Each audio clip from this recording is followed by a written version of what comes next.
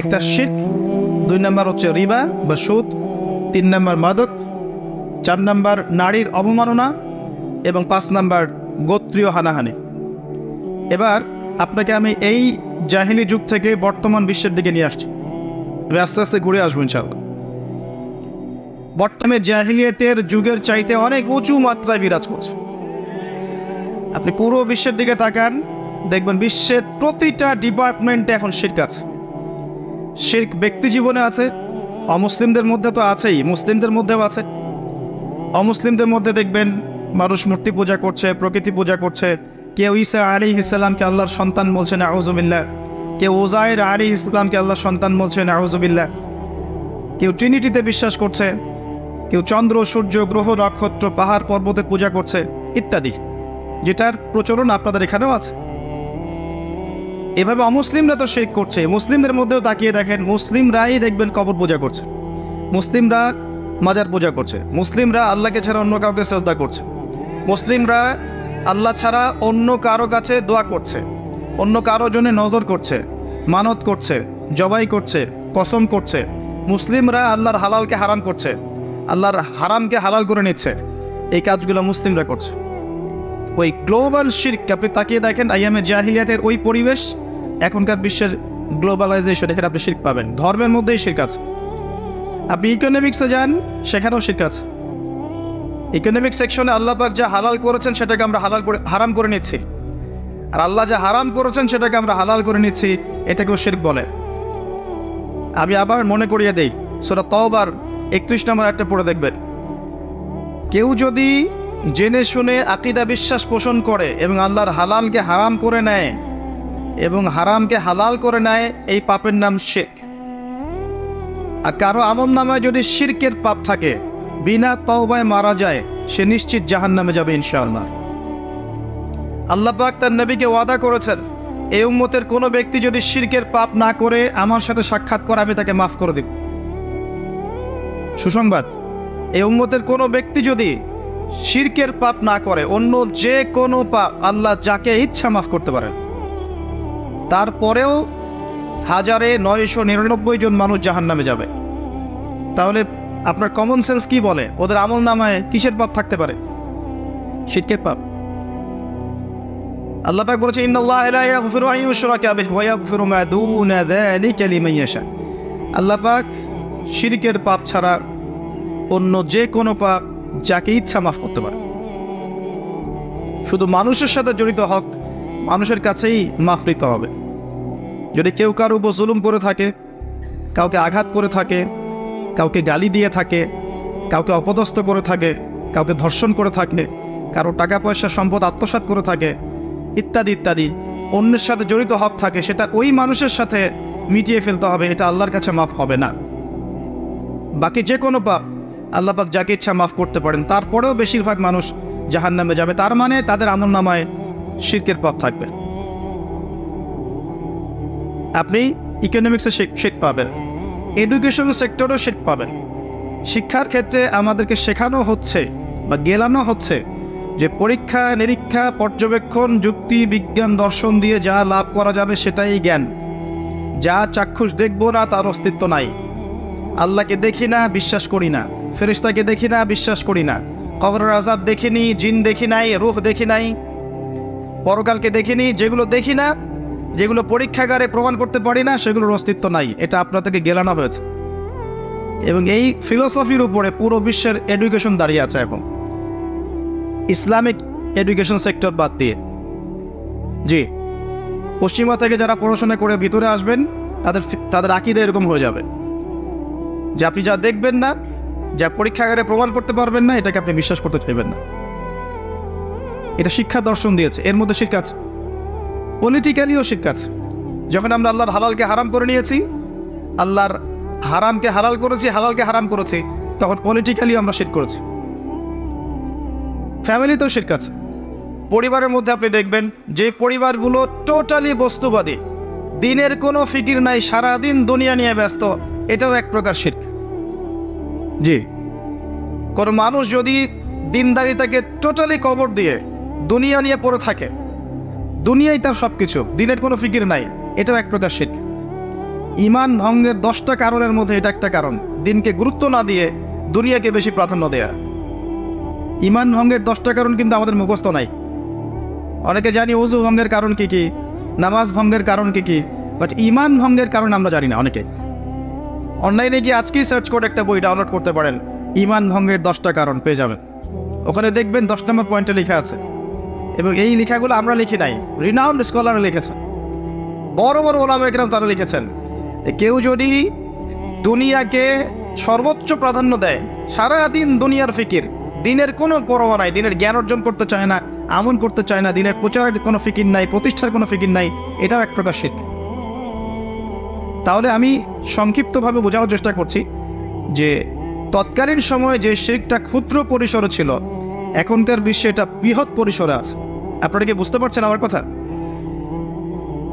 দ্বিতীয় যে সমস্যার কথা বলেছে রিবা, এটা ওই সময় যতটুকু ক্ষুদ্র পরিসরে ছিল, এখন এটা আরো বৃহৎ পরিসরে বিশ্বের বুকে আত্মপ্রকাশ করেছে। এবং বিশ্বের যতগুলো বড় বড় সমস্যা, শিরক বলেন, মাদক বলেন, রিবা বলেন, পর্নোগ্রাফি বলেন, ফেমিনিস্ট রেভলিউশন বলেন, জেনার সয়লাভ বলেন, ফ্রি মিক্সিং বলেন, বয়ফ্রেন্ড গার্লফ্রেন্ড সম্পর্ক বলেন, আল্লাহ বিরোধী লাইফস্টাইল বলেন, যত বড় বড় সমস্যা, সমস্ত বড় বড় সমস্যা পশ্চিমা বিশ্ব থেকে এই পৃথিবীতে আমদানি হয়েছে। হ্যাঁ, যত বড় বড় সমস্যা, একটাও বাদ থাকবে না। কোন কোন স্কলার এমনও বলেছিলেন, যদিও আমি তাদের সাথে একমত নই, পুরোপুরি একমত নই, তারা এমনও বলেছিলেন যুগে যুগে কিছু কিছু স্কলার, যে এই সভ্যতার মধ্যেই ইয়াজুজ আর মাজুজ আছে। কথা কি বুঝতে পারছেন?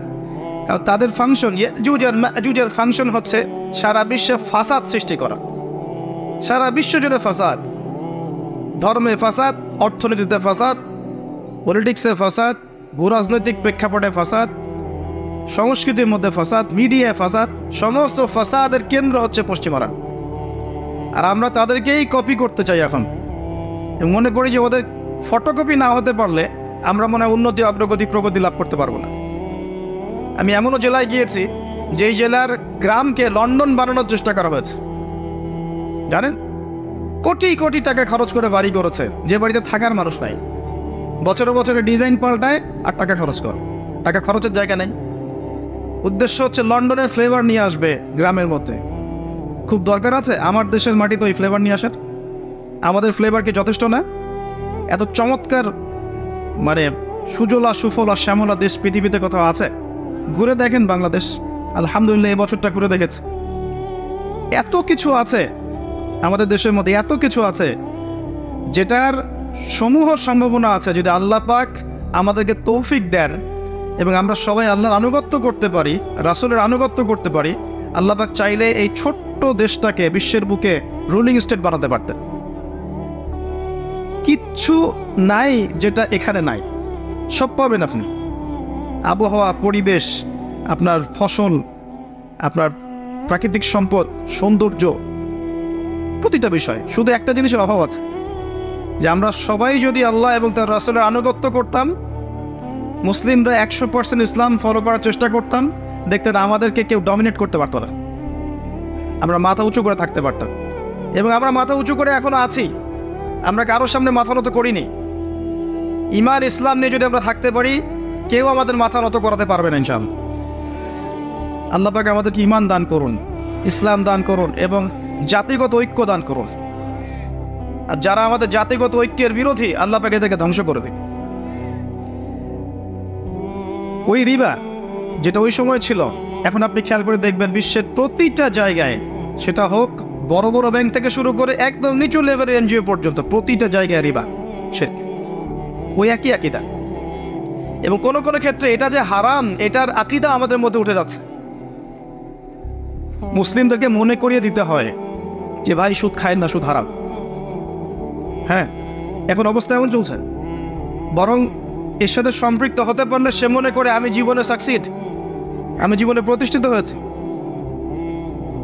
সেই রাসূল সাল্লাল্লাহু আলাইহি ওয়াসাল্লামের কথা সেই বেমালুম ভুলে গেছে, যে নবীজি বলেছেন যে আমি 4 শ্রেণীর মানুষকে অভিশাপ দিয়ে গেলাম। বলেন নাউজুবিল্লাহ।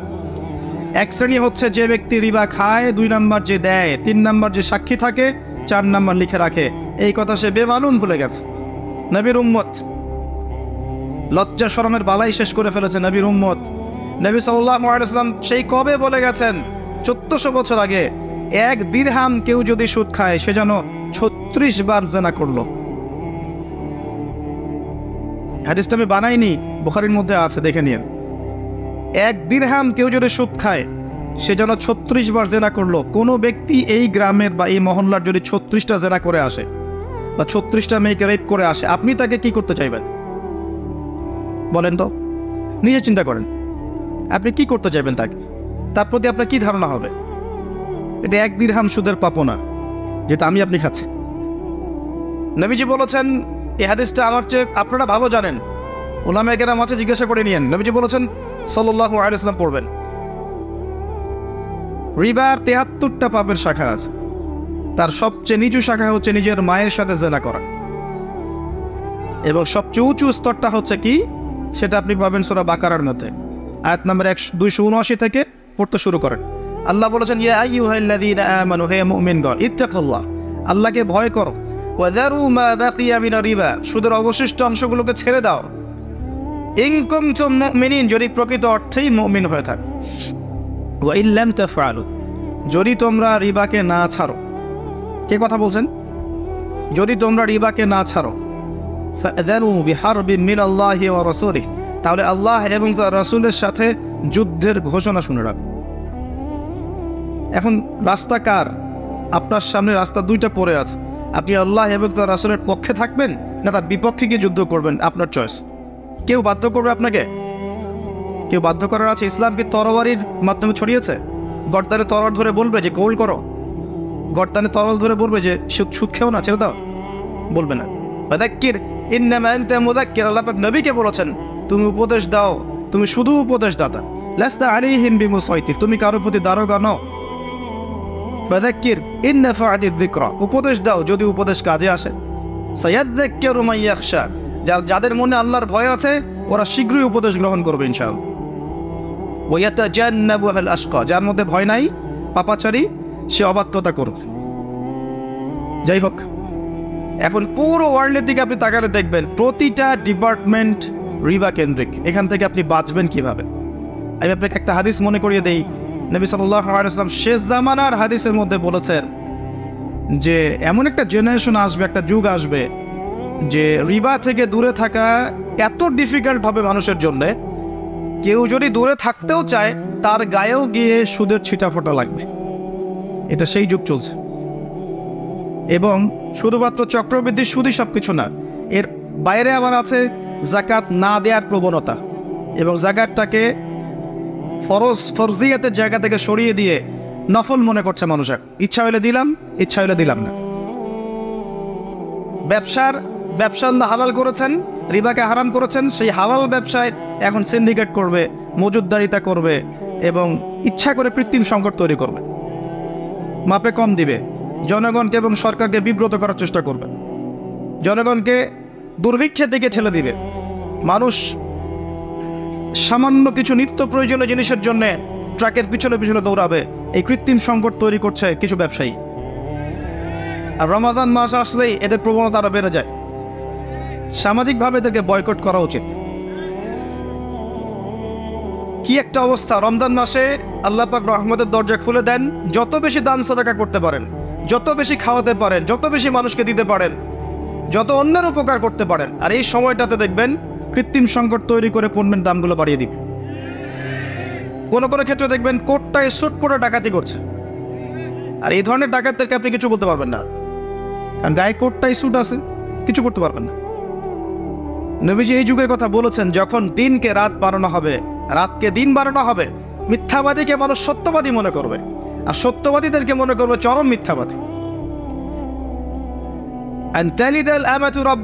দাসী তার মনিবকে জন্ম দিবে, তার মানে সমাজে ন্যায় অন্যায়, হক বাতিল, সত্য মিথ্যার মানদণ্ড উল্টে যাবে।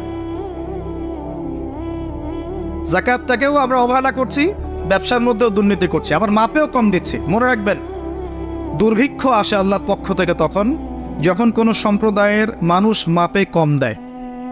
আমি রিপিট করছি, দুর্ভিক্ষ আসে আল্লাহর পক্ষ থেকে তখন যখন কোনো সম্প্রদায়ের মানুষ মাপে কম দেয় এবং মিথ্যা কসম করে পণ্য বিক্রি করে। আমরা যারা ব্যবসা করছি আমরা কিন্তু সেফ না। যদি কোরআন সুন্নাহ অনুযায়ী ব্যবসা করতে না পারি, আপনার ব্যবসা আপনার জন্য কাল হয়ে দাঁড়াবে। আর যদি আপনি কোরআন সুন্নাহ অনুযায়ী ব্যবসা করতে পারেন, নবীদের সাথে হাসর করবেন ইনশাআল্লাহ তাআলা। আল্লাহ পাক আমাদেরকে তৌফিক দান করুন এবং নিয়মিত যাকাত প্রদান করার তৌফিক দান করুন। রিবা থেকে বের হয়ে আসা খুব ডিফিকাল্ট। এর বাইরেও আছে আবার পেপার মানির মধ্যে রিবা। সামনে ইলেকট্রনিক এবং ডিজিটাল কারেন্সি সব জায়গায় থাকবে। আরও ভয়ঙ্কর কারেন্সি আসবে, ক্রিপ্টো কারেন্সি, যা অলরেডি চলে এসেছে। সবচেয়ে মারাত্মক বিষয় হচ্ছে এই ক্রিপ্টো কারেন্সির উপরে গভর্নমেন্টের কোনো নিয়ন্ত্রণ থাকে না। এটা আরও মারাত্মক বিষয়। যারা ইকোনমিক সেকশনে পড়াশোনা করছেন তাদেরকে জিজ্ঞাসা করুন। এবং আল্লাহ পাক যে একটা ইসলামিক কারেন্সি দিয়েছিলেন, গোল্ড দিনার এবং সিলভার দিরহাম, এগুলো এখন উঠে গেছে, নাই। ওর ভিতরে ইন্ট্রিনসিক ভ্যালু ছিল। এখনকার মুদ্রাগুলোর ভিতরে কোনো ইন্ট্রিনসিক ভ্যালু নাই, মানে অন্তর্নিহিত কোনো মান নাই। এগুলো কে বলবে আর কে বুঝাবে আপনাদেরকে? আর এখন বুঝেই বা কি করবেন? অনেক দেরি হয়ে গেছে, এখন বুঝেই বা করবেনটা কি? এতটুকু নাসিহাত করতে পারি, সাস্টেইনেবল অ্যাসেটের মধ্যে আপনি সম্পদ সঞ্চয় করেন। ফর এক্সাম্পল, জমি, আবাদি জমি, আপনার বাড়ি যেখানে আপনি ইনভেস্ট করেছেন, ভাড়া দিয়েছেন, আপনার ব্যবসা, আপনার গবাদি পশু অথবা কিছু অর্নামেন্টস ইত্যাদি, এগুলোতে সম্পদ কিছু সঞ্চয় করতে পারেন। আগামী দিনে আপনি লাভবান হবেন ইনশাআল্লাহ। আর সব কিছু পেপার মানির মতো রেখে দেন, ইনশাআল্লাহ অচিরেই আপনি পথে বসে যাবেন। এটা লিখেন, কাগজ কলম বের করে লিখেন যে আবু তোহা ভাই একদিন এই কথাটা বলেছিল, আমি সাইন করে দিচ্ছি। সাস্টেইনেবল অ্যাসেটের মধ্যে আপনি সম্পদগুলোকে ইনভেস্ট করতে পারেন। আস্তে আস্তে আস্তে আগামী দিনগুলোতে আপনি জিতবেন ইনশাআল্লাহ। আপনি ঠকবেন না, আপনার সম্পদের মান হারাবে না, আপনার শ্রমের মান হারাবে না। আর যদি সব পেপার মানির মধ্যে রেখে দেন, দেখবেন আপনার 10 লাখ টাকার মান 7 লাখ টাকা হয়ে যাবে, 8 লাখ টাকা হয়ে যাবে, টের পাবেন না। ওই 2 লাখ টাকার শ্রম আপনার ভ্যানিশ, গায়েব। এবং ওই সময়টাও আপনার জীবন থেকে মাইনাস, কারণ ওই 2 লাখ টাকা আর্ন করতে আপনার সময় দিতে হয়েছে, শ্রম দিতে হয়েছে, এটা চলে যাবে, ভ্যানিশ, নাই। আপনি পথে বসে যাবেন। ব্যক্তিকে নয়, একটা পুরো সোসাইটিকে এভাবে পথে বসানো সম্ভব। পড়াশোনা করেন, আল্লাহ পাক 2 চোখ খুলে দেখ, আপনারা বুঝতে পারবেন ইনশাআল্লাহ আযজা ওয়া জাল্লা। তৃতীয় সমস্যাটার দিকে আসেন, মাদক। ওই সমস্যাটা এখন নাই। পুরো ওয়ার্ল্ডের দিকে তাকিয়ে দেখেন, এখনকার ইয়াং জেনারেশনের মূল সমস্যাটা কি বলতো? হতাশার মাদক। তারা ফ্রাস্ট্রেটেড, হতাশ। কি করবে জীবনে, হতাশ। এবং জীবনের উদ্দেশ্যটা কি তারা খুঁজে পাচ্ছে না। যতটুকু খুঁজে পায়, একটা জব, একটা চাকরি, একটা গার্লফ্রেন্ড, বা একটা ভালো ব্যবসা করতে হবে, বা নিজের পায়ে দাঁড়াতে হবে, একটা বিল্ডিং করবো, একটা বাড়ি করবো, একটা গাড়ি করবো, সুন্দরী মেয়েকে বিয়ে করবো, এতটুকুই। এর বাইরে কিছু চিন্তা করতে পারে? দেশের জন্য কিছু করব, সমাজের জন্য কিছু করব, আমি উম্মার জন্য কিছু করব, দ্বীনের জন্য কোনো খেদমত করব, এরকম চিন্তা করে কতজন যুবক? আর এই বুদ্ধি প্রতিবন্ধী ঠিকঠাক প্রজন্ম আপনাকে এগুলো দিতে পারবে? আপনি যুব সমাজের দিকে তাকান, একটু খোলা মনে তাকিয়ে দেখেন কি করছে। আড্ডাবাজি, অথবা গার্লফ্রেন্ড নিয়ে সময় কাটাচ্ছে, অথবা বন্ধুদের পাল্লায় পড়ে মাদক সেবন করছে।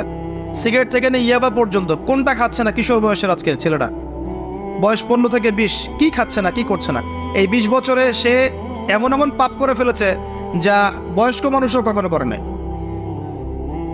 গার্লফ্রেন্ডের পিছনে পড়ে আছে, বা দেখবেন পর্নোগ্রাফিতে আসক্ত, নামাজ পড়ছে না, ইসলামের বেসিক জ্ঞান অর্জন করছে না, আড্ডাবাজি করে, অহেতুক কিছু খেলাধুলা করে, অনলাইনে অফলাইনে অহেতুক সময় নষ্ট করে জীবনটা অপচয় করছে। এবং সবচেয়ে ভয়ঙ্কর সমস্যা হচ্ছে মাদক সেবন করছে। হতাশ বেশিরভাগ যুবক এইভাবে মাদকের পাল্লায় পড়ে জীবন হারাচ্ছে। এরা কি দেশের জন্য কিছু করতে পারবে আদৌ? এরা কি সমাজকে ভালো কিছু দিতে পারবে? এখন এদেরকে ফিরানোর জন্য যদি আমরা বলি যে এদেরকে যদি নামাজি বানাই, কোরআন পড়াই, রাসূলের সুন্নাহ শেখাই, তারা ভালো হয়ে যাবে, ভালো পথে আসবে, তখন যদি কেউ বলে যে ওরা এই পথে আসলে মৌলবাদী হয়ে যাবে, সন্ত্রাসী হয়ে যাবে, জঙ্গি হয়ে যাবে, এদেরকে কি করা দরকার তখন? সেটা বলেন। এমনি তো তারা খারাপ পথে চলে গেছে, তখন এদের সলিউশন একটাই, যদি ওরা কোরআনের দিকে আসে, নামাজি হয়, আল্লাহর ভয়ে এগুলা ছেড়ে দেয়, একটা গঠনমূলক জীবন গড়ে তোলে, তখন কি এরা জঙ্গি হয়ে যাবে, সন্ত্রাসী হয়ে যাবে? এরা কি জাতির জন্য ক্ষতিকর হবে? বরং এরা যদি সঠিক পথে আসে, আগামী দিনে জাতিকে এরাই নেতৃত্ব দেবে ইনশাআল্লাহ তাআলা। আমরা দোয়া করি আল্লাহ পাক এই পথভ্রষ্ট যুব সমাজকে হেদায়েত দান করেন। এদের পথভ্রষ্টতার পিছনে তাদের পিতামাতার কিন্তু কম ভূমিকা নাই। পিতামাতার প্রচুর ভূমিকা আছে। ছোটবেলা থেকে দিন শিক্ষা দেয় নাই, বাসায় ইসলামিক পরিবেশ গড়ে তোলেনি, তালিমের কোনো ব্যবস্থা ছিল না, পিতামাতার মধ্যে ভালো সম্পর্ক ছিল না, ছেলে মেয়ে মানুষ হয়েছে ডে কেয়ার সেন্টারে, পিতা স্নেহ মায়ের ভালোবাসা পায় নাই, পিতামাতা এদেরকে ভালো কালচার দিতে পারে নাই, ভালো প্যারেন্টিং দিতে পারে নাই, অশ্লীলতা বেহায়াপনা সিরিয়াল দেখে দেখে এরা বড় হয়েছে। ছোট কার্টুন থেকে শুরু করে একদম ছোটবেলা থেকে শুরু করে ওদেরকে পড়ানো হচ্ছে Jack and Jill, went of the hill. পড়েছেন না? জ্যাক একটা ছেলে, জিল একটা মেয়ের নাম, ওয়েন্ট অফ দ্য হিল, আপনাদের ওই পাহাড়ে চলে গেল। আর পাহাড়ে একটা মেয়ে আর ছেলে গিয়ে কি করছে? একা একা। ছোট্ট বাচ্চাকে শিখাচ্ছেন তো এটা, ছোট্ট একটা বাচ্চা শিখছে একটা ছেলে একটা মেয়ে একা একা পাহাড়ে চলে যেতে পারে।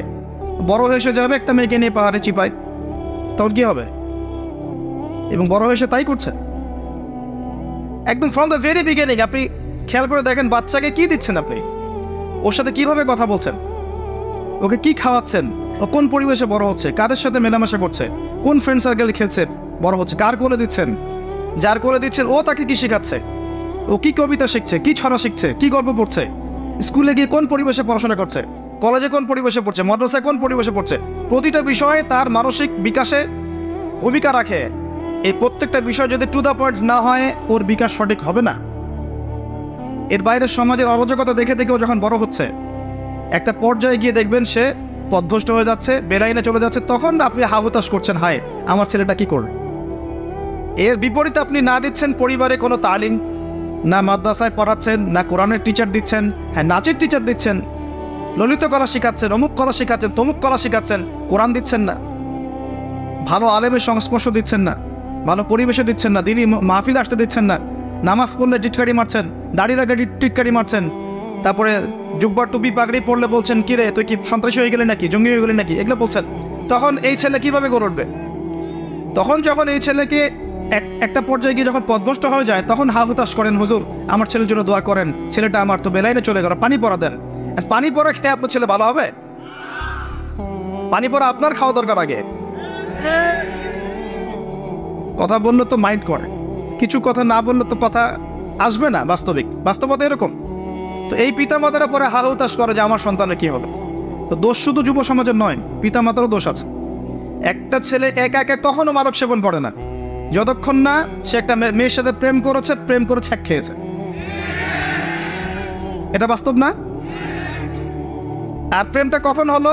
যখন আপনি ছেলে মেয়ে একটা স্কুলে পড়ে সেখানে দিলেন, ছেলে মেয়ে একই স্কুলে পড়ে সেখানে দিলেন, এই স্কুল লাইফে প্রেম হয়ে গেল, পরে ব্রেকআপ। ছেলে মেয়ে একই কলেজে পড়ে সেই কলেজে দিলেন, সেখানে প্রেম হলো, তারপর ব্রেকআপ, এক পর্যায়ে তারপর মাদক ধরলো।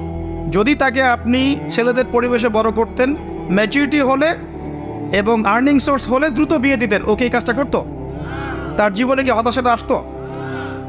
তাহলে আমি কি তাকে খারাপ পথে ইনজেক্ট করলাম না? পিতামাতা হিসেবে আমি বিচক্ষণতার পরিচয় দিতে পারি নাই। মেয়ের ক্ষেত্রেও সেই, মেয়েকে আমরা ওইরকম জায়গায় দিলাম, তখন মেয়ে 15 থেকে 20 বছরের মধ্যে নিজের ইজ্জত হারায় ফেললো। আর একবার ইজ্জত হারায় ফেললে কি মেয়ের ইজ্জত ফিরে পাওয়া যাবে? গত কয়েকদিন আগে ফেসবুকে একটা চিঠি দেখেছিলেন, একটা মেয়েকে জোর করে রেপ করেছে, সে চিঠি লিখেছে মা আমি আত্মহত্যা করছি। দেখেছিলেন? চোখ দিয়ে পানি আসেনি? ও যদি আপনার বোন হতো, আমার বোন হতো, আমার মেয়ে হতো, আপনার মেয়ে হতো। 7 দিনে একটা দেশের মধ্যে 42টা বাচ্চাকে ধর্ষণ করা হয়, কোন পরিবেশে আছে? আর প্রত্যেকটা ধর্ষকের কি ওই মৃত্যুদণ্ডের শাস্তি হচ্ছে আদৌ?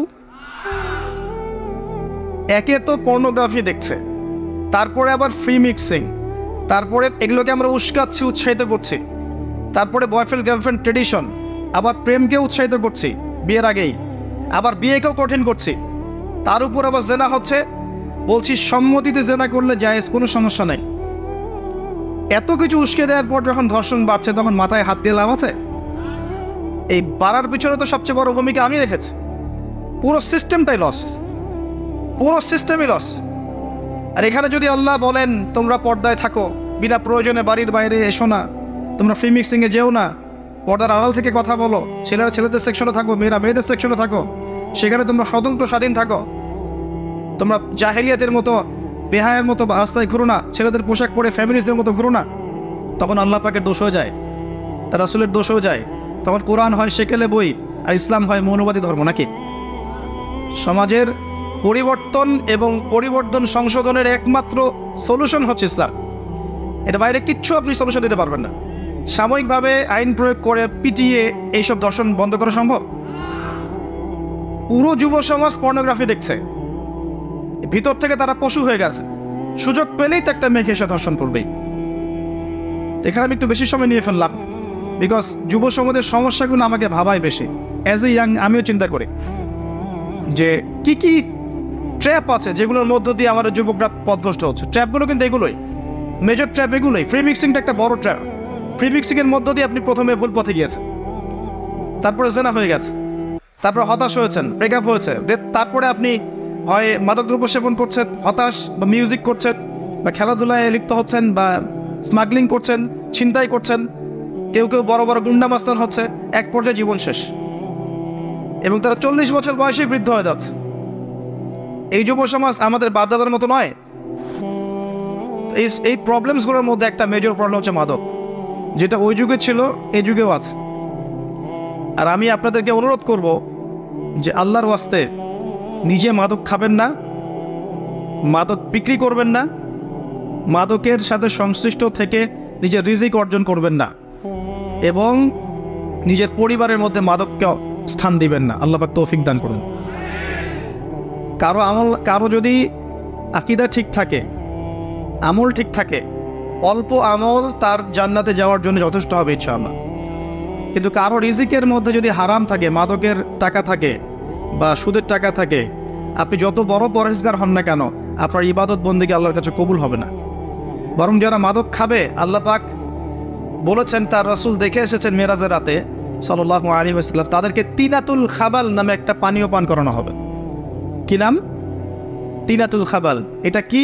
সাহাবীরা বললেন, এটা কি ইয়া রাসূলুল্লাহ? তিনি বলছেন, এটা হচ্ছে জাহান্নামীদের রক্ত আর পুজ মিশ্রিত একটা পানি। বলেন আউযুবিল্লাহ। দুনিয়াতে যে ড্রিঙ্কস করেছে, পরকালেও তাকে ড্রিঙ্কস করানো হবে। তবে আল্লাহ রাসূল সুসংবাদ দিয়েছেন, কেউ যদি মাদকদ্রব্য সেবন করে তওবা করে, আল্লাহ তার তওবা কবুল করুন, মাফ করে দেবেন ইনশাআল্লাহ। কেউ যদি মাদক সেবন করে, তার 40 দিনের সালাত কবুল হয় না, তওবা করলে আল্লাহ মাফ করে দেন। যদি আবারও সেবন করে, আবার 40 দিনের সালাত কবুল হবে না, তওবা করলে আল্লাহ মাফ করে দিবেন। যদি আবারও মাদক সেবন করে, আবারও 40 দিনের সালাত কবুল হবে না, তওবা করলে আল্লাহ মাফ করে দিবেন। এরপর আবারও যদি করে, আল্লাহ পাক তাকে তিনাতুল খাবাল পান করাবেন। অতএব যারাই আমরা মাদকের সাথে সম্পৃক্ত আছি, আল্লাহর ওয়াস্তে এটা ছেড়ে দেন, নিজে ভালো হন, দেখবেন সব ঠিক হয়ে গেছে। আমাদের মূল সমস্যা কি ভাই জানেন? আমরা নিজের দিকে বেশি দেখি না, মানুষের দিকে বেশি দেখতে চাই। চিন্তা করবেন নিজে দিনের জন্য কি করেছে, দেখবেন খুব বেশি কাজ পাবেন আমলনামায়, কিন্তু মানুষ কি করেছে এটার দিকে আঙ্গুল দিবেন। দেখবেন কেউ যদি করতে থাকে দিনের জন্য কিছু, তার ভুল খুঁজে বের করার চেষ্টা করো, নিজের ভুল দেখবে না। সে নিজে কি করেছে এটা দেখবে না। নিজে কতটুকু করলাম, নিজে কতটুকু নামাজি, নিজে কতটুকু রোজা রাখি, নিজে কতটুকু সদকা করি, নিজে কতটুকু দিনের জন্য কাজ করি, দিনকে প্রচার করি, প্রতিষ্ঠা করার চেষ্টা করি, বা আলেম ওলামার কাছে যাই বা পড়াশোনা করি, এগুলো দেখবে না। মানুষ কতটুকু করে ওইটা দেখবে। এই জন্য নিজের চরকায় আমরা আগে তেল দিই।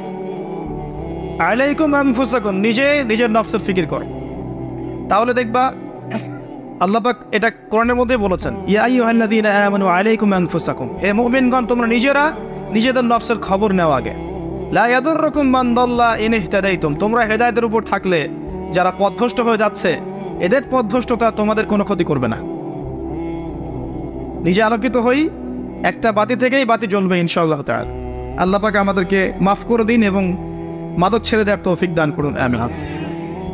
একটা কথা শুধু বলবো প্রিয় যুবক ভাই, আপনার গার্লফ্রেন্ড এই মাদকদ্রব্য, এই মিউজিক, এই সংস, এই মিউজিক্যাল ইনস্ট্রুমেন্ট, আপনার এই খেলাধুলা, আপনার এন্টারটেনমেন্টের মাধ্যমগুলো, অনলাইন সেকশন, ইউটিউব, ফেসবুকিং, আপনার টিকটক, কোনো কিছুই যে আপনি চারদিকে দেখছেন আপনার চারপাশে, এর কোনো কিছুই আপনাকে কলবের মধ্যে ডিভাইন প্রশান্তি দিতে পারবে না। যে প্রশান্তি আপনি খুঁজছেন, যে এন্টারটেনমেন্ট খুঁজছেন, রিল্যাক্সনেস খুঁজছেন, আপনি মনের মধ্যে সুকুন শান্তি খুঁজছেন, এর কোনোটাই আপনাকে তা দিতে পারবে না।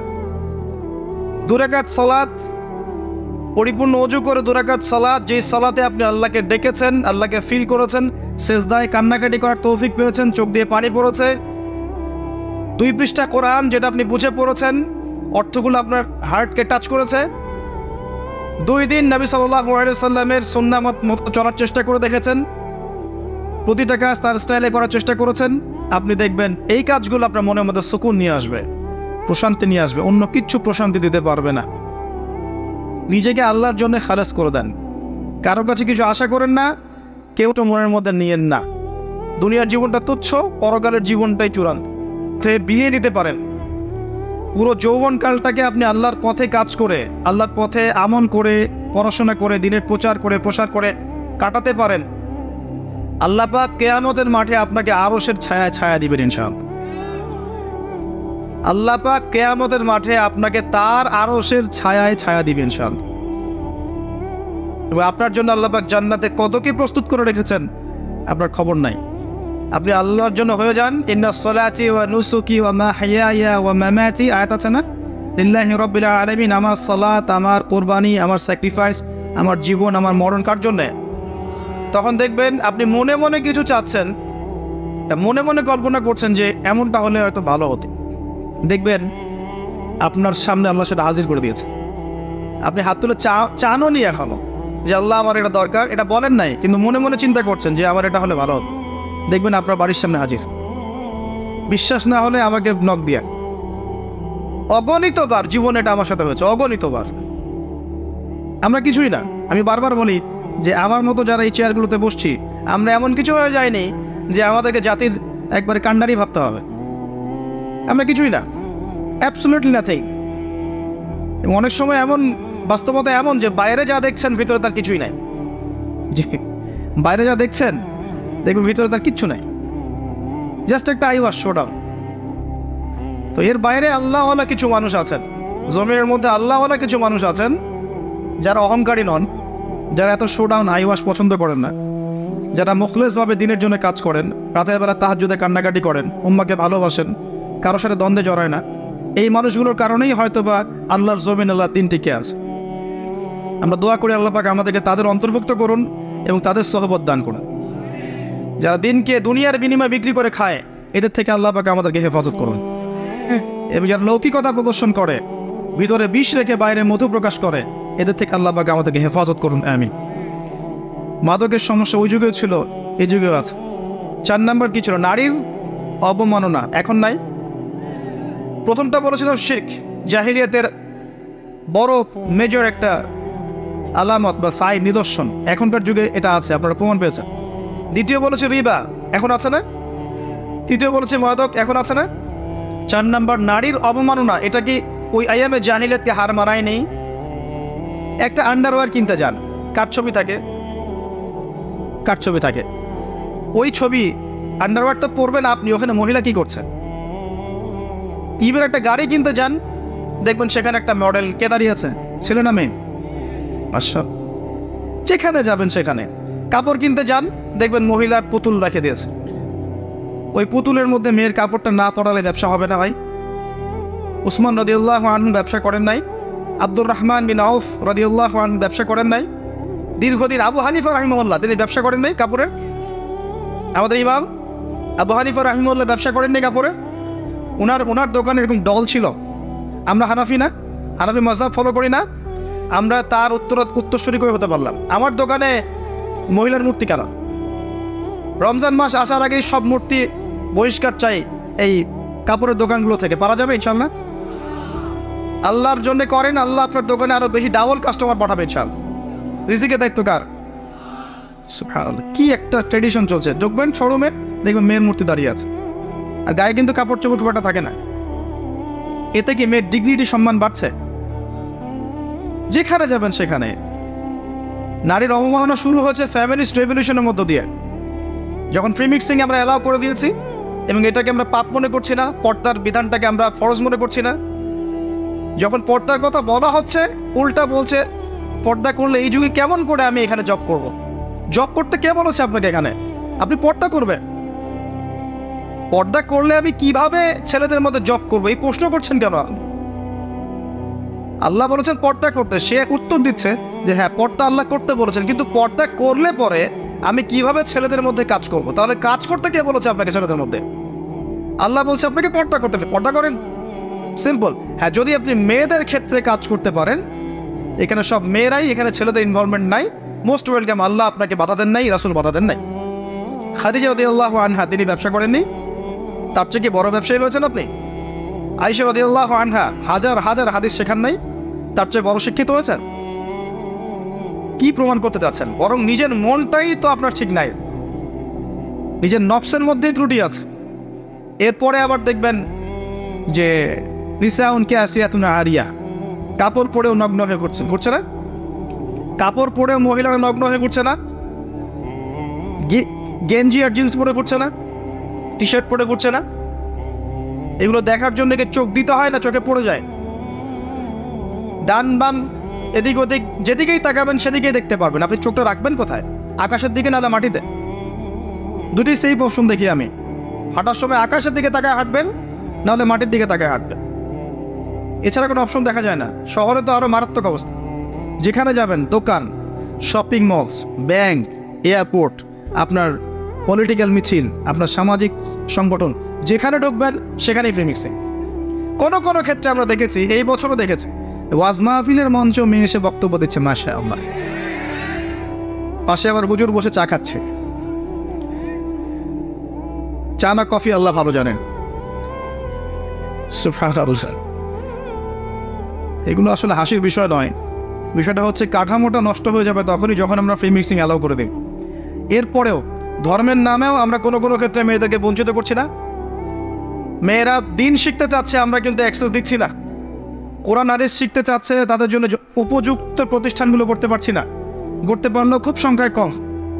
সম্পত্তির অধিকার দিচ্ছি না মুসলিম হয়েও, এটা করছি না।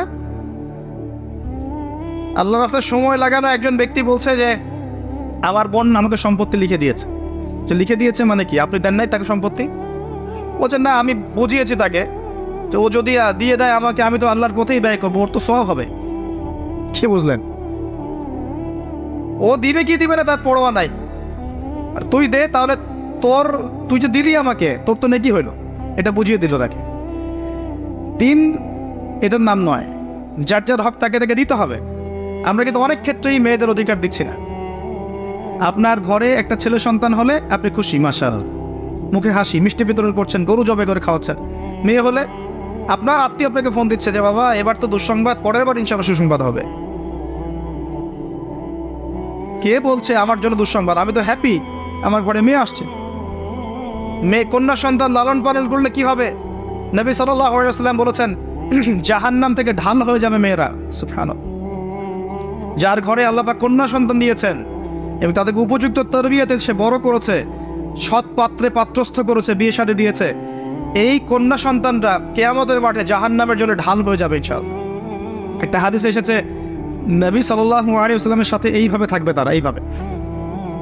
ছেলের ক্ষেত্রে আসে নাই, ওইখান থেকে তো নির্যাতন শুরু হচ্ছে। তারপরে পড়াশোনা ঠিক মতো করাচ্ছি না, সম্পত্তির অধিকার দিচ্ছি না, ওদেরকে পর্দা শিখাচ্ছি না। এগুলো কারা করছে? আমরা করছি। পরে ফ্রি মিক্সিং অ্যালাউ করছি। আপনার মেয়েকে আপনি পুরুষ টিচারের কাছে প্রাইভেট পড়াতে পাঠাচ্ছেন কেন? স্কুলে পড়ুক আর কলেজে পড়ুক, আপনি পুরুষ টিচারের কাছে ওকে একান্তে নীরবে নিভৃতে প্রাইভেট পড়তে পাঠাচ্ছেন কেন? আপনার বাসায় পুরুষ টিচার আসছে, আপনার মেয়েকে একা একা পড়াচ্ছে কেন একটা রুমের মধ্যে? এই সুযোগ কে করে দিচ্ছে? আপনি তো ঘরের মধ্যে একটা পতিতালয় খুলেছেন। যখন একটা ছেলে একটা মেয়ে একা একা থাকবে, তৃতীয় পক্ষ থাকবে সেখানে শয়তান। আস্তে আস্তে সেই টিচারের হাতেই দেখবে মেয়ে ধর্ষিত হয়ে গেছে। ধর্ষিত না হলেও মেয়ে নিজেই প্রেম করে পালিয়ে যেতে পারে। অ্যাক্সেস কে দিচ্ছে? আমরা দিচ্ছি। এরপরে দেখবেন যে মিডিয়ার মধ্য দিয়ে দেখবেন যত জেনা, ব্যভিচার, পর্নোগ্রাফি, অশ্লীলতা, পরকীয়ার সিরিয়াল, সব সিরিয়ালগুলোকে একত্রিত করে যেন গিলাই খাওয়ানো হচ্ছে। আপনি বাঘের মুখ থেকে হাড্ডি নিয়ে আসতে পারবেন, গোশত নিয়ে আসতে পারবেন, আপনার ওয়াইফের হাত থেকে রিমোট নিতে পারবেন না। একদম সন্ধ্যা লাগবে, বসবে, রাত 10টা পর্যন্ত 4-5টা সিরিয়াল দেখবে, তারপরে ঘুম। নিত্যদিনের রুটিন। আমি একটা বয়স্ক মহিলাকেও দেখেছিলাম, সুন্দর মতো মাগরিবের নামাজ হলো, নামাজ পড়লো, মাশাআল্লাহ। নামাজ পড়ার পরে বলছে বাবা আমি এখন কোরআন পড়বো। ঠিক আছে, মাশাআল্লাহ, দাদি পড়েন, দাদি কোরআন পড়া শুরু করুন। এক পারা কোরআন পড়ে শেষ, খেতে বসো, খেতে বসলাম, খাওয়া দাওয়া শেষ। দাদি এখন কি? একটু সিরিয়াল দেখবো কয়েকটা। তারপর 4টা 5টা সিরিয়াল দেখলো, তারপর ঘুম। কি একটা সাইকোলজিক্যাল পরিবর্তন দেখেছেন? এবং এগুলোতে কি শেখানো হচ্ছে? পরকিয়া, জেনা, কুটনামি, পরিবারের ভাঙন, এর কথা ওকে লাগানো, এর কথা ওকে লাগানো। মানে মনে হচ্ছে যেন এগুলো আমাদের ট্রেডিশন, এগুলোর সাথে ইসলামের কোনো সম্পর্ক আছে? এই পুরো সিরিয়ালগুলো কি ইসলামিক? যেখানে ইসলাম শেখানো হচ্ছে, কোরআন শেখানো হচ্ছে, বা ইসলামিক কোনো নাটিকা বা ইসলামিক কোনো সং বা নাশিদ বা কোনো সিরিয়াল, এমন কিছু কি? সবই তো পশ্চিমা ধাঁচের এবং অমুসলিমদের ধাঁচের। তখন ওদের মানসিকতা আমাদের মধ্যে ইনস্টল হচ্ছে। বাংলাদেশের কয়টা প্রতিষ্ঠানে হিন্দি শেখানো হয় বলেন তো? শেখানো হয়? হয় না। তারপরেও দেখবেন বাংলাদেশের ম্যাক্সিমাম মহিলা হিন্দিতে কথা বলতে পারে, বা কথা বলতে না পারলেও হিন্দি বোঝে, কিন্তু আরবি বোঝে না। আরবি তো বোঝে না, একটা আরবি শব্দ দেখলেই পুণ্যের কাজ মনে করে। ছেলের নাম রাখছে জাহিন, এটা আরবি শব্দ জাহিন। জাহিমের মানে কি সে জানে না। জাহিম মানে কে? জাহিম মানে কে? জাহান্নাম। জাহিম মানে জাহান্নাম। দেখেছে আরবি শব্দ, বাস লাগিয়ে জাহিন। আরবির এই দশা, কিন্তু হিন্দি সব বোঝে। বাসায় যান, হিন্দিতে কথা বলেন, দেখবেন অ্যান্সার দিচ্ছে। যদি কালকে সকাল উঠে দেখেন যে বাংলাদেশ থেকে বাংলা ভাষা উঠিয়ে নিয়েছে আল্লাহ পাক, কোনো সমস্যা হবে না, সবাই হিন্দিতে কথা বলতে পারে। এমনভাবে শিখেছে আর কি। কীভাবে শিখলো? কোন স্কুলে শেখানো হয়? কলেজে শেখানো হয়? ট্রেনিং দেওয়া হয়েছে? সিরিয়া। এভাবে দেখেন পুরো ফ্যামিলিস্ট একটা ফিতনা চলছে। তারপরেও দেখবেন পোশাক আশাকের ফিতনা, ধর্ষণের ফিতনা, ব্যভিচার, পরকিয়া। এখন ম্যাক্সিমাম পরিবারেই পরকিয়া। বাসায় বউ আছে, বাইরে মেয়ের সাথে প্রেম করছে। বাসায় ছেলে আছে, বাসায় স্বামী আছে, বাইরে ছেলের সাথে প্রেম করছে। আপনার অবর্তমানেই দেখবেন কোনো ক্ষেত্রে এগুলো হচ্ছে, আপনি জানেনই না। ওই যে প্রবাসে ছেলে পড়ে আছে, এদিকে দেখবেন স্ত্রী 10টার সাথে লাইন মারা শেষ। এবং শহর কেন্দ্রিক যারা উচ্চ ইয়াতে আছে আর কি, উচ্চ বংশ অনেক মহিলাদের জীবন তো দেখবেন বাঁধন ছাড়া। কি করছে না করছে ঠিক নাই, মোটর সাইকেল নিয়ে দাবড়ায় বেড়াচ্ছে, বারে যাচ্ছে, মদ খাচ্ছে, এখানে বন্ধুদের সাথে আড্ডা মারছে। এই যে আপনাদের কক্সবাজার বিচেও দেখবেন ছেলে মেয়ে বসে সিগারেট খাচ্ছে, গিটার বাজাচ্ছে, গান গাচ্ছে, রাতের বেলা শুয়ে আছে, ছেলের কোলে মেয়ে শুয়ে আছে গোল হয়ে, বয়ফ্রেন্ড গার্লফ্রেন্ড বান্ধবী। এদের তো বাবা নাই, মারা গেছে, এদের মা নাই, মারা গেছে। এদের বাপ মা স্বামী ভাই কেউ যদি বেঁচে থাকতো তারা এগুলো করতে পারতো? এদের তো কোনো ওয়ারিশই নাই, কেউ কিচ্ছু বলার নাই। মানে এই বিচের পরিবেশও নষ্ট করে ফেলছে এরা। আপনাদের এই পরিবেশটা নির্মল শান্ত ছিল না, এখন দেখবেন বেহায়ের কারণে বেহায় পড়ার কারণে যাওয়াই যায় না, দাঁড়ানোই যায় না, তাকানোই যায় না। খুঁজতে হয়, দিনী ভাই থেকে বলতে হয় এমন বিচে নিয়ে চলো যেখানে মানুষ নাই, একা একা দাঁড়ানো যাবে। প্রতিটা ক্ষেত্রে ফিতনা ছড়িয়ে পড়েছে এই যে ফ্যামিলিস্ট রেভলিউশনের কারণে। একটা হাদিস মনে করিয়ে দিই, 2টা হাদিস বলবো মেয়েদের জন্য। কিন্তু মা বোনরা আছে? নবী সাল্লাল্লাহু আলাইহি ওয়াসাল্লাম বলেছেন শেষ জামানার সবচেয়ে বড় ফিতনার নাম কে বলেন? না, মসিহুদ দাজ্জাল। কি নাম? মসিহুদ দাজ্জাল। এই পৃথিবীর সমস্ত ফিতনা একত্রিত করলেও দাজ্জালের মতো কিন্তু হবে না। এই দাজ্জালের অনুসারী হবে এক শ্রেণীর নারী। মসিহুদ দাজ্জালের অনুসারী হবে এমন এক শ্রেণীর নারী যাদেরকে মুমিন পিতা, ভাই বা স্বামী ঘরে রাখতে পারবে না, তারা বাঁধন ছিঁড়ে বেরিয়ে যাবে।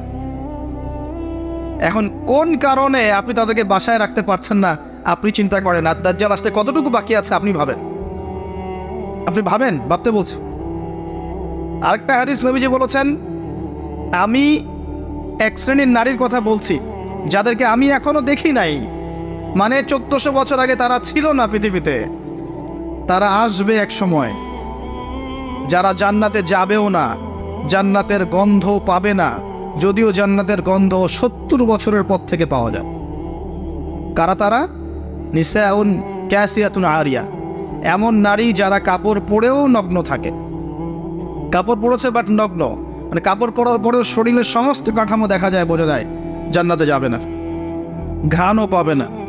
মুইলাতুন মামেলাত, এরা নিজেরাও আকৃষ্ট হয়, অন্যকেও আকৃষ্ট করে।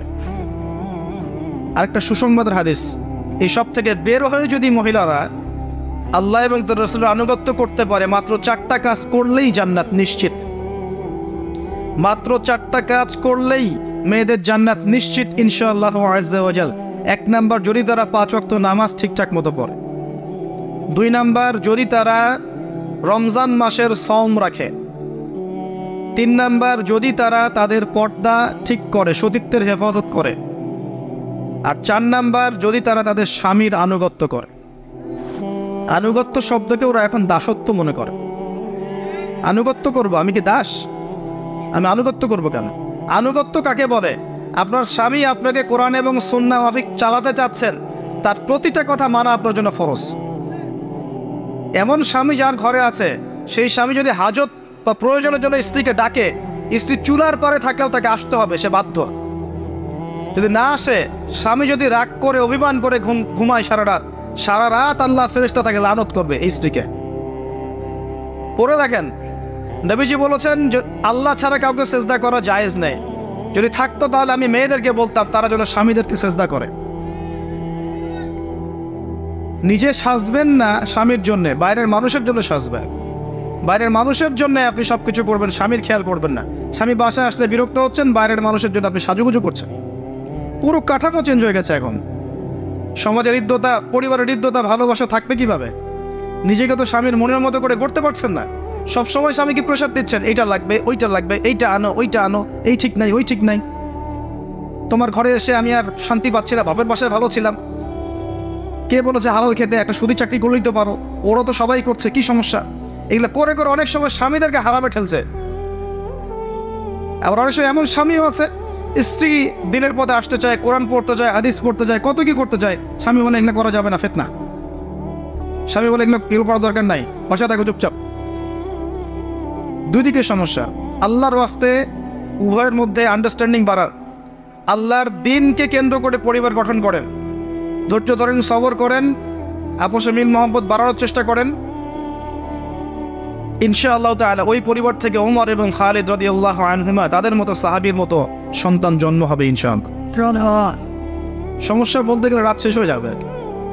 আমি এক একটা টপিক নিয়ে কথা বলতে পারছি না। এই যে ফিতনার কথাগুলো বলছিলাম, এই মহিলাদের ফিতনা ওই সময় যেমন ছিল এই সময় আছে। 4টা কাজ নবীজি করতে বলেছেন মেয়েদের ভালোর জন্যে। তাদেরকে বলেছেন জান্নাতের যে কোনো দরজা দিয়ে ইচ্ছা তুমি ঢুকতে পারবে যদি 4টা কাজ করো: সালাত, সওম, পর্দা এবং স্বামীর আনুগত্য। স্বামী যদি আপনাকে খারাপ কোনো কাজ করতে বলেন, পর্দার খেলাফ কিছু করতে বলেন, বা এমন কোনো কাজের আদেশ করেন যেটা কোরআন সুন্নাহর বিরোধী, তখন আপনি তার কথা মানবেন না। এটা না মানাই হচ্ছে আপনার জন্য ফরজ। তখন তার কথা আপনি মানবেন না। তো প্রিয় ভাইরা, আমি ইনশাআল্লাহ পারিবারিক বিষয়গুলোকে নিয়ে ডিফারেন্ট কোনো লেকচারে ডিটেলস কথা বলবো। আজকে আমি এত কথা বলতে পারছি না। অনেক কথা আছে মনের মধ্যে জমানো আপনাদেরকে বলার জন্যে, ফ্যামিলিগত বিষয়। কারণ ফ্যামিলিগুলো এখন এক একটা জাহান্নামের টুকরা হয়ে যাচ্ছে এবং এত ফিতনা ছড়িয়ে পড়ছে ফ্যামিলিগুলোর মধ্যে, বাবায়, মায়ে, স্ত্রীতে, স্বামীতে, ভাইয়ে, বোনে, সন্তানে, যে আমরা আর সেই নববিধ পরিবারগুলো পাচ্ছি না। আর পারিবারিক বন্ধনগুলো যখন ভেঙে যাচ্ছে তখন দেখবেন সমাজে ফিতনাগুলো বাড়ছে। আমরা দোয়া করি আল্লাহ পাক মেয়েদেরকে 4টা কাজ ঠিকঠাক মতো করার তৌফিক দান করুন, আমিন। আরে অনেকেই মেয়ে প্রশ্ন করে যে আপনি তো বলছেন 3 নাম্বার কাজটা হচ্ছে মেয়েদের পর্দার কথা, এই বিষয়টা ডিটেলস বলবেন। ডিটেলস আমার চেয়ে মুফতি সাহেবদের কাছে শুনবেন। আমি 4টা কথা বলবো খালি। 1 নাম্বার, প্রিয় বোন, আপনি আপনার পোশাকটা এমন করবেন না যেই পোশাকটা পরার পরেও শরীরের কাঠামো বোঝা যায়। সেটা বোরখা হলেও চলবে না। এমন বোরখা চলবে না যেই বোরখা পরে আপনার শরীরের কাঠামোটা বোঝা যায়। আমার হাত কতটুকু মোটা কি চিকন এখান থেকে বোঝা যাচ্ছে? যাচ্ছে না? যাচ্ছে না? এরকম পোশাক পরা যাবে না। এটা হাত না হয়ে অন্য যে কোনো অঙ্গ হতে পারে। আমার মনে হয় আর খুলে বলার প্রয়োজন নেই। এমন পোশাক পরা যাবে না যে পোশাক পরার পরেও এভাবে শরীরের কাঠামো বোঝা যায়। 1। 2 হচ্ছে এমন পোশাক হবে না যেটা পরার পরেও অঙ্গ দেখা যায়। আমার এই কাপড়ের ভিতর থেকে কি আমার গায়ের রং বোঝা যায়? আমার হাত দেখা যায়? এমন কাপড় দিয়ে পোশাক বানাতে হবে যে কাপড় পরলে ভিতরের অঙ্গ দেখা যায় না। যদি দেখা যায় পর্দা হয় নাই, বোরখা পরলেও হয়নি। 3 নাম্বার, নারীরা পুরুষের কোনো পোশাক পরতে পারবে না। আপনি জিন্স পরতে পারেন না, আপনি গেঞ্জি পরতে পারেন না, এগুলো পরে রাস্তায় হাঁটতে পারেন না, আপনি টি শার্ট পরতে পারেন না। ছেলেদের কোনো পোশাক আপনি পরতে পারবেন না। মেয়েদের শালীন পোশাক আপনাকে পরতে হবে। 4 নাম্বার, অমুসলিমদের সাথে সাদৃশ্য আছে, তাদের রিলিজিয়নের সাথে সাদৃশ্য আছে, এমন কোনো পোশাক আপনার পরা যাবে না। এই 4টা মূলনীতি ফলো করে আপনি পর্দা করেন, আল্লাহ পাক আপনাকে কবুল করুন। এরপরেও কথায় পর্দা আছে, হাঁটার মধ্যে পর্দা আছে, চাহনিতে পর্দা আছে, এক্সপ্রেশনে পর্দা আছে, সব কিছুর মধ্যেই মেয়ের পর্দা আছে। শালীনতা, আল হায়া শু'বাতুম মিনাল ঈমান, নবীজি বলেছিলেন না একটা হাদিসে, ঈমানের 73টা শাখা আছে বা 70-এর বেশি শাখা আছে। তার প্রথম আফদালু লা ইলাহা ইল্লাল্লাহ ওয়া আদনাহা ইমাতাতুল আযান আনিত তারিক, উপর স্তর হচ্ছে লা ইলাহা ইল্লাল্লাহ, নিচেরটা হচ্ছে রাস্তা থেকে কষ্টদায়ক বস্তু সরানো। তারপরে এক্সট্রা একটা কথা বলেছে আল হায়া ও শু'বাতুম মিনাল ঈমান, হায়া ঈমানের একটা বিশেষ অঙ্গ। যখন আপনার কাছে হায়া থাকবে না, লজ্জা থাকবে না, আপনি যে কোনো পাপ করতে পারবেন। আর একজন পর্দাশীল মেয়ের, listen to me very carefully, একজন পর্দাশীল মেয়ের ইজ্জতের সম্পূর্ণ দায়িত্ব আল্লাহ একাই নিয়ে নেবেন। দেখবেন, দলিল দিবেন, সারা আলাইহিস সালাম তার স্বামী ইব্রাহিম আলাইহিস সালামের সাথে যাচ্ছেন এই যে প্যালেস্টাইনে হিজরত করতে। রাস্তায় একটা দুষ্ট রাজা গ্রেপ্তার করেছিল, মনে আছে? কিডন্যাপ করেছিল। সারা আলাইহিস সালামকে খারাপ উদ্দেশ্যে কিডন্যাপ করেছিল। ইব্রাহিম আলাইহিস সালাম নামাজে দাঁড়িয়ে গেলেন, আর তার স্ত্রী আল্লাহর কাছে দোয়া করা শুরু করলেন। বললেন, আল্লাহ, আমি আমার সতীত্ব আমি আমার স্বামী ছাড়া কারোর জন্য কখনো হালাল করি নাই, মানে আমি কখনো বেহায়াপনার মতো কোনো কাজ করি নাই। আল্লাহ, আজকে তুমি আমাকে এই জালেমের হাত থেকে বাঁচাও। তার থেকে হাত দেওয়ার আগেই হাত অবশ্যই পড়ে গেল। সুবহানাল্লাহ, 3বার হাত দেওয়ার চেষ্টা করেছে, 3বারই সে ওই প্যারালাইজড রোগীর মতো পড়ে গেছে। পরে তাকে ছেড়ে দিয়েছে, যাও, একে নিয়ে যাও, এ মানুষ না, এ মনে হয় ফেরেশতা। আপনি যদি পর্দাশীল হন, আপনার ইজ্জতের দায়িত্ব আল্লাহ নিয়ে নেবেন সব। আল্লাহ পাক আপনাদেরকে খাস পর্দায় থাকার তৌফিক দান করুন, আমিন। আইয়ামে জাহিলিয়াতের সেই নারীর ফিতনা কিন্তু এখনো আছে, বরং আরো বড় পরিসরে আছে। অনেক ক্ষেত্রে আমরা ওই কন্যা সন্তানকে হত্যা করছি, কন্যা সন্তানকে আমরা গর্ভেই হত্যা করে ফেলছি। এটা এখনকার ফিতনা একটা। আজকে অন্য টপিকে যেতে হবে, আমি বেশি সময় দিতে পারছি না এখানে। সামনে আসেন, লাস্ট যেটা ছিল গোত্রীয় হানাহানি, 5 নম্বরটা। এটা আপনি বিশ্বের দিকে তাকালে দেখতে পাচ্ছেন না? ওই গোত্রীয় হানাহানি এখন নাই। ধার্মিকদের মধ্যে হানাহানি আছে না? এই দল ওই দল, এই সংগঠন ওই সংগঠন, এই আলেম ওই আলেম, আছে না? এবং এগুলোকে আমরা বড় জিহাদ মনে করছি এখন। এগুলোকে আমরা অনেক বড় কাজ মনে করছি, যে আমি হক সবাই বাতিল, আমি জান্নাতের ডিলার, তোমার লিজ লাগলে নিয়ে যাওয়া আসবে, বাপখানে এরকম আর কি।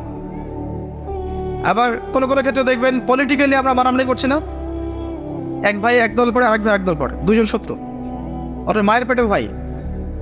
আমরা কিন্তু সবাই এক উম্মাহ, সবাই মুসলিম, কিন্তু বিভক্ত। দেখেন, আবার দেখেন সমাজে সমাজে মারামারি হচ্ছে না, বিশ্বে বিশ্বে মারামারি হচ্ছে না, রাষ্ট্রে রাষ্ট্রে। এই যে প্রথম বিশ্বযুদ্ধ, একজন ব্যক্তিকে খুন করা হয়েছে, ওই খুনের বদলা নেওয়ার জন্যে অস্ট্রিয়া হাঙ্গেরি বলল 14 দিনের মধ্যে বিচার না হলে আমি আক্রমণ করবো পাশের রাষ্ট্রটাকে। তখন রাশিয়া বলছে যে যদি পাশের রাষ্ট্রকে আক্রমণ করো, আমি তার বন্ধু, আমি কিন্তু চুপ করে বসে রাখবো না। 14 দিনের মাথায় অস্ট্রিয়া হাঙ্গেরি পাশে হামলা চালানো প্রতিবেশী রাষ্ট্রকে। এবার রাশিয়া চলে আসলো, আমার প্রতিবেশীকে কেন মারছো, এবার তোমার সাথে আমার যুদ্ধ। এবার অস্ট্রিয়া হাঙ্গেরির প্রতিবেশী মিত্র রাষ্ট্র হচ্ছে জার্মানি। জার্মানি বললো, হ্যাঁ, এত বড় সাহস, অস্ট্রিয়া হাঙ্গেরির সাথে যুদ্ধ, আমি তার পক্ষে আছি। জার্মানি চলে আসলো। গল্প করছি আর কি, ব্যাপারটা আরও সিরিয়াস, আমি কিন্তু গল্পে বলছি মজা করে। তারপরে জার্মানি যখন নেমে আসলো, তখন এই দিক থেকে ফ্রান্স বলছে, হ্যাঁ, রাশিয়া আমার বন্ধু, রাশিয়া আমার বন্ধু, অস্ট্রিয়া হাঙ্গেরি আমার বন্ধু, জার্মানির এত বড় সাহস, তুমি আমাদের সাথে যুদ্ধ করো, আমি তোমার বিরুদ্ধে। কয়েকদিন পর দেখবেন জার্মানি আবার বেলজিয়ামকে ধরলো। তারপরে আবার ব্রিটেন, হ্যাঁ, ফ্রান্সের সাথে ঝামেলা, আমি ওর বন্ধু, আমি আসবো, ও আবার চলে আসলো। পরে শেষে আমেরিকাও আসলো। এক পর্যায়ে অটোম্যান, ওসমানীয় খেলাফত যারা, এরা জার্মানির পক্ষ নিয়েছিল। এই একটা ঘটনাকে কেন্দ্র করে 6 থেকে 8 বছরের ব্যবধানে 3 থেকে 4 কোটি মানুষ পৃথিবী থেকে শেষ। কি বুঝলেন? আইয়ামে জাহিলিয়াতের ওই বিষয় দেখতে পাচ্ছেন? এরপরে ওই রেসটা কাটতে না কাটতেই আরও 20 থেকে 25 বছরের মধ্যেই জার্মানি বললো, আমার এত ক্ষতি হয়ে গেছে, প্রথম ওয়ার্ল্ড ওয়ারে আমাকে এতভাবে সারেন্ডার করতে হয়েছে, আমার অনেক টেরিটরি চলে গেছে, ওগুলো আমাকে পেতে হবে। হিটলার নিজেকে রিগেইন করতে লাগলো, করতে করতে করতে এক পর্যায়ে ইন্টারনাল শত্রু থেকে এলিমিনেট করলো, পলিটিক্যাল ক্ষমতা চলে গেল, গিয়ে জার্মানিকে শক্তিশালী করতে লাগলো, করে আবার হামলা চালালো ওই জায়গাগুলো সিজ করার জন্য। সিজ করতে করতে করতে করতে এক পর্যায়ে পোল্যান্ডকে যখন আক্রমণ করলো, তখন ব্রিটেন ফ্রান্স এরা আর বসে থাকলো না, এরা আবার জার্মানি এগেস্টে চলে আসলো। শুরু হলো দ্বিতীয় বিশ্বযুদ্ধ। এটা চলতে লাগলো। এক পর্যায়ে ওরা যারা কলোনিগুলো দখল করেছিল এখানে যুদ্ধ ছড়িয়ে পড়লো। আস্তে আস্তে এখানে ব্রিটেন আসলো, ইউএসএ আসলো, এদিকে জাপান আসলো, সবাই ইনভলভ হলো। 7 থেকে 8 কোটি মানুষ নিমিষের মধ্যেই শেষ, অল্প কয়েক বছরের মধ্যে। পারমাণবিক বোমা ফেলা হলো, ডিস্ট্রয়েড। জার্মানির কোলাপস, হিটলার শেষ। ইহুদিদেরকেও মারা হলো। ওই সিম্প্যাথি নিয়ে তারা আবার এখানে রাষ্ট্র পেয়ে গেল জেরুজালেম। সামনে অপেক্ষা করছে একটা থার্ড ওয়ার্ল্ড ওয়ার। যে কোনো ইস্যু নিয়ে সেটা হতে পারে, আল্লাহু আ'লাম। আমি এটা নিয়ে এখন কিছু বলবো না, কোনো কাঁচা মন্তব্য আমি করতে চাই না কখনো। তবে এমন কাউকে জিজ্ঞাসা করেন না যার কাছে পলিটিক্যাল অ্যাফেয়ার্সের জ্ঞান নাই। কুরআন সুন্নাহকে কাজে লাগিয়ে যারা জিও পলিটিক্সকে ব্যাখ্যা করতে পারেন না, এমন কাউকে জিজ্ঞেস করতে যায় না যে ইউক্রেন রাশিয়ার ব্যাপারটা কি। তখন শুধু এতটুকু বলতে পারবে যে ইউক্রেনের উপরে আল্লাহর গজব পড়েছে, শেষ। এর ভিতর বাইরে কিছু বুঝবেন। ওয়ার্ল্ডের সামনে আরও ম্যাসাকার অপেক্ষা করছে। হিস্ট্রি ঘাটেন, first world war, second world war, Vietnam যুদ্ধ, ইরাক ইরান যুদ্ধ, সিরিয়ার যুদ্ধ, আপনার মুসলিম কান্ট্রিগুলোর মধ্যে ডমিনেন্স, প্রতিটা জায়গায় দেখেন এই গোত্রীয় হানাহানির ওই বিষয়টা দেখতে পাচ্ছেন ওয়ার্ল্ড ওয়াইড। এখনও আছে না? এখন পর্যন্ত সেই জাহিলিয়াত আছে। এখন এই 5টা মৌলিক সমস্যায় জর্জরিত একটা সমাজকে পরিবর্তন করার জন্য আল্লাহ পাক একজন নবীকে পাঠালেন। তার নাম কি? মুহাম্মদ রাসূলুল্লাহ সাল্লাল্লাহু আলাইহি ওয়াসাল্লাম। অল্প সময় দেন আমাকে, হাফ অ্যান আওয়ারের মধ্যে আমি আপনাকে দেখাচ্ছি তিনি কেমন করে এটাকে পরিবর্তন করেছেন। প্রথমে নবী হওয়ার আগে তিনি হিলফুল ফজর তৈরি করেছিলেন, ঠিক আছে? এটা দিয়ে চেষ্টা করেছিলেন সমাজটাকে পরিবর্তন করার। আমরা বলতে পারবো না তিনি পুরোপুরি সফল করেছিলেন, কারণ আল্লাহর ওহী তখনও আসে নাই। 40 বছর বয়সে গিয়ে ওহী এসেছে। প্রথম পড়াশোনা করতে বলা হয়েছে। প্রথমটা কি ছিল? ইকরা। আপনার উপর, আপনার আমার সবার প্রতি নসিহত। সমাজ পরিবর্তন করতে চাইলে, সমাজে জাহিলিয়াত দূর করতে চাইলে, রাসূলের সুন্নাহ মাফিক সমাজে জাহিলিয়াত দূর করতে চাইলে প্রথমে পড়াশোনা করতে হবে। এর কোনো বিকল্প নাই। যুবকদের সবচেয়ে বড় চ্যালেঞ্জ এখন পড়াশোনা করা। আমাদের জেনারেশনের সবচেয়ে বড় চ্যালেঞ্জ পড়াশোনা করা। প্রচুর পড়াশোনা করতে হবে। কোরআন, সুন্নাহ, হাদিস, ইসলামের ইতিহাস, ফিকহ, ইসলামিক অর্থনীতি, জিওপলিটিক্স, সিরাত, রাসূলের জীবনী, সাহাবীদের জীবনী, আকীদা, এই সমস্ত সাবজেক্টগুলোকে আপনাকে পড়াশোনা করতে হবে। এর পাশাপাশি আপনি পড়ছেন হয়তো সায়েন্সে বা আর্টসে বা কমার্সে, মেডিকেল সেকশনে, ইঞ্জিনিয়ারিং সেকশনে, এগুলো আপনি অবশ্যই কন্টিনিউ করবেন, ছাড়বেন না। যে সেক্টরে আছেন সেখান থেকেই আপনার জ্ঞানকে ইসলামের দিকে কাজে লাগাবেন, পারা যাবে ইনশাআল্লাহ। এটা প্রথম কাজ। এবং এর সাথে হকপন্থী, দুই চোখওয়ালা, নিরঅহংকার, যাদের মধ্যে হিংসা নাই, বিদ্বেষ নাই, অহংকার নাই, এই শ্রেণীর ওলামায়ে কেরামের কাছে গিয়ে পড়ে থাকবেন, তাদের সহবত থেকে জ্ঞান নেবেন, পারা যাবে ইনশাআল্লাহ। যাদেরকে দেখে আপনি শিখতে পারবেন। যদি আমার ভিতর ঈর্ষা থাকে, আমাকে দেখে আপনি কি শিখবেন? শেখার কিছু নাই। তাই আমার সহবতের আপনার প্রয়োজন নাই। যদি কারোর মধ্যে অহংকার থাকে, আপনি তার কাছে কি শিখবেন? কেউ যদি দিনকে দুনিয়ার বিনিময়ে বিক্রি করে খায়, তার কাছে গিয়ে আপনি কি শিখবেন? শেখার দরকার নাই। এমন মানুষ খুঁজে বের করেন, এমন আলেম খুঁজে বের করেন যার ভিতরে রিয়া নাই, অহংকার নাই, বিদ্বেষ নাই, হক কথা বলার সাহস আছে, সত্যকে মিথ্যার সাথে মিশ্রিত করে না, সুরসুরি মার্কা দাওয়াত দেয় না, টোটাল ইসলামের দাওয়াত। চ্যালেঞ্জ গ্রহণ করতে পারে, আল্লাহর দ্বীনের জন্য সাফার করতে পারে, সবর করতে পারে, উম্মা দরদি, উম্মাকে নিয়ে চিন্তা করে এবং আইওয়াজ শোডাউন করতে যায় না, আল্লাহর জন্যে, আল্লাহর পথে কাজ করে, এমন ওলামায়ে কেরামকে খুঁজে খুঁজে বের করে তাদের সাথে থাকে।